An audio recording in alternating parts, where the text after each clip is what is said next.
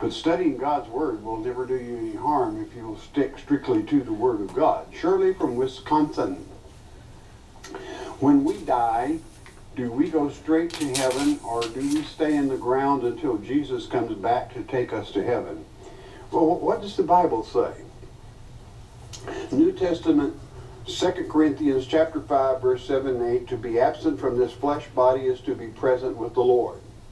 He owns your soul, and as it would say in 1 Corinthians chapter 15, don't be ignorant of the fact that you've got two bodies. You've got this flesh body, which is your home here on earth, but within it you also have a spiritual body. Quite frankly, it's your real body.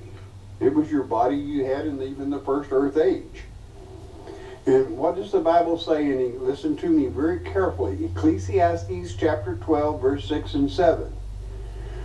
It states that when this clay pot breaks, means your old ticker quits and you are just, you kick the bucket. There's no other word for it. That silver cord part, meaning you're going to break contact with this meat, this flesh, and you're going to return to the Father instantly. And this dirt, which is to say your flesh, goes back to the dirt from whence it came. You're through with it. You don't need. You have a spiritual body that doesn't get sick. It does not get old. It doesn't get crippled up. Why would you want this thing back? Okay, you don't. It's gone, and you go into your real body, which is eternal if you love the Lord Jesus Christ. Victoria.